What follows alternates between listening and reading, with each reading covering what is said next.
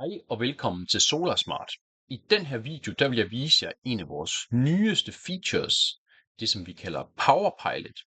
Og PowerPilot det er en afløser til det som man kender som GroBoost. Det er en ny og smart måde hvorpå man kan prioritere energi ud i for eksempel en vandvarmer eller andre elementer. Vi har valgt at integrere med det brand der hedder Shelly. Og dem kan man få i mange udformninger og formater. Man kan få relæer til indbygninger, man kan få tavlemoduler, og man kan få smart plugs, ligesom den jeg har taget med her, for ligesom at demonstrere. Det, der er det smarte ved PowerPilot, det er, som vi alle ved, så den energi, som vi producerer, den får vi i de fleste af timerne ikke rigtig noget for. Så derfor så handler det om, at man øger sit eget forbrug. Altså det vil sige, hvis du for eksempel har en vandvarmer, eller du har andre elementer, hvor du kan have gjort brug af energien på, når den bliver produceret, jamen så er det meget, meget smartere, at man har noget automatik, der simpelthen kan tænde for de her elementer. Da vi startede projektet, der startede vi med at lave en feature, der var udelukkende, der simpelthen udelukkende gjorde, at man kunne lukke ned for eksporten, når strømprisen er lav. Og det er også smart. Det er smart i den forstand, at man ikke forærer sit strøm væk, eller man sender det ud på nettet til negative priser. Men når man ser i 2025, som vi jo lige har et par dage tilbage af nu, og med den her nye feature, PowerPilot, så kan man godt tillade sig at sige, at så bliver det lidt en dum funktion. Fordi man går glip af det potentiale, som man kunne have udnyttet ved at prioritere sin energi over i nogle andre elementer.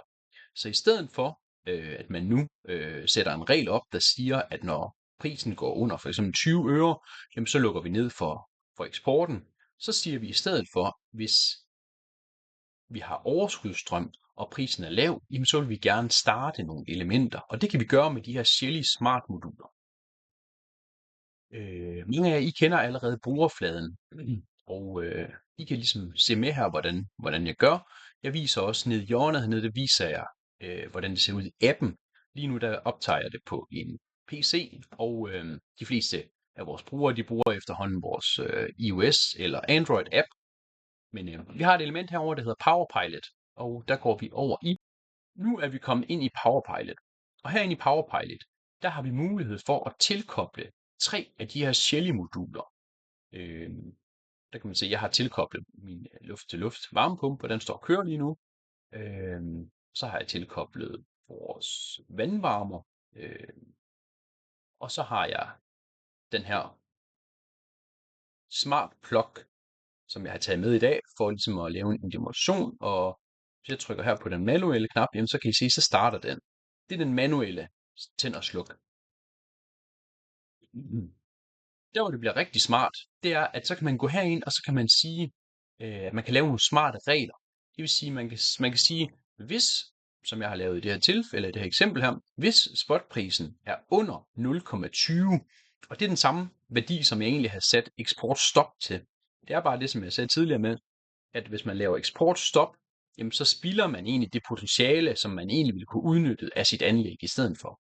Så hvis spotprisen går under 0,20, altså 20 øre per kilowatt, og eksport er over 3000 watt, så vil vi gerne tænde det her Shelly-modul her.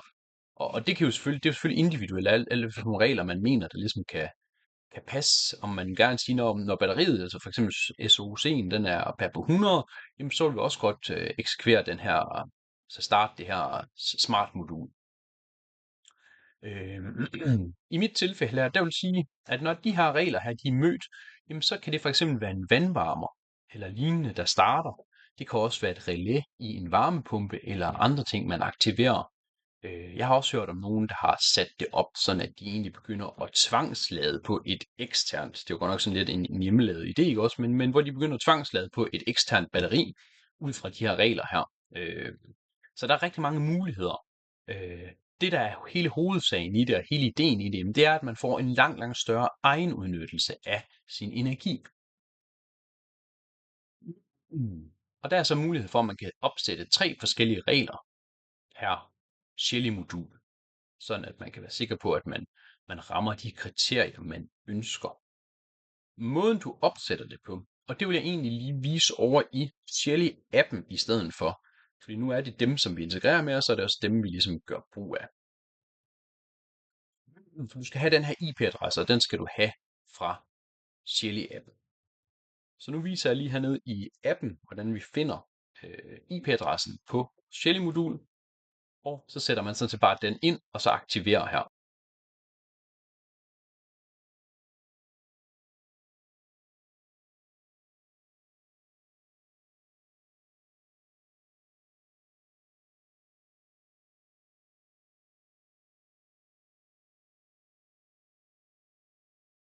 Når du har været inde på Shelly-appen, og så finde den IP-adresse, så sætter du den ind i feltet her. Og hvis ikke du har aktiveret, så trykker du, så den er aktiveret her. Når du så kommer herned i vores automatik, så kan du selvfølgelig tænde og slukke dem her, automatikkerne. Men det er så hernede, hvor du kan lave de der smarte regler. Du kan sige, hvis spotprisen går under 0,20, du kan også vælge, den skal være over eller andre ting, og eksport overstiger 3000 watt, så tænder vi. Og det betyder så, at i stedet for, som jeg sagde tidligere, ligesom at førhen der havde vi den eksportregel, ikke også, der sagde, at hvis spotprisen går under de 0,20, så vil vi egentlig godt bare lukke for eksporten. Men det gør også, at man spilder det potentiale, som en solcelleanlæg egentlig kunne have leveret. Og derfor er den her regel meget, meget smartere. Det er sådan her, at sådan en generel regel, den siger, at den energi, der bliver brugt ude i hjemmene, at der er 80% af den bliver brugt til opvarmning. Og det, i den sammenhæng, så er det også vigtigt, at man forstår, at hvis man først for eksempel skal købe dyre, store batterier, fordi man for eksempel har et stort varmeforbrug, så skal man lade de dyre, store batterier op først, det vil sige et konverteringstab for at lade dem op. Så skal du lave strømmen om igen, for så at varme dit vand op senere. Så det er langt, langt smartere, at man får varmet vandet op først. Altså så energien går direkte over i det varme vand, så du ikke har alle de konverteringstab. Men altså her er reglen, hvor man siger, at spotprisen er under 20 øre, og den kan du også sætte til, så det bare er en regel, men du kan også sætte og ind, og eller ingen, så og. Eksport er over 3000 watt. Og det er for ligesom også at være sikker på, at vi har nok til at føde det her varmelegeme, som det her for eksempel kunne være.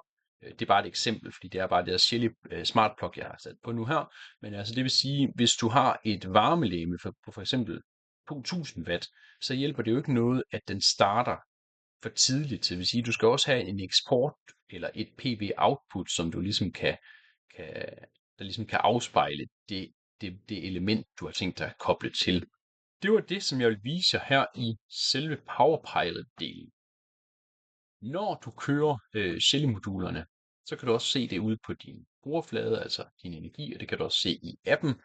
Så kommer der en lille boble frem, eller en lille cirkel, hvorhen den siger, at et Shelly-modul er aktiveret.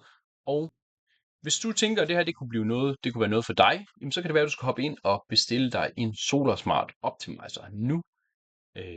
Den kommer sådan her, kobles til med et RJ45 stik, altså et netværkskabel, som medfølger dig til, og så kobles den strøm, og så kobler den i din inverter. Det er en installation, der tager cirka 5, maks 10 minutter, og så er du good to go. Downloader vores app, og så er du over på vores platform.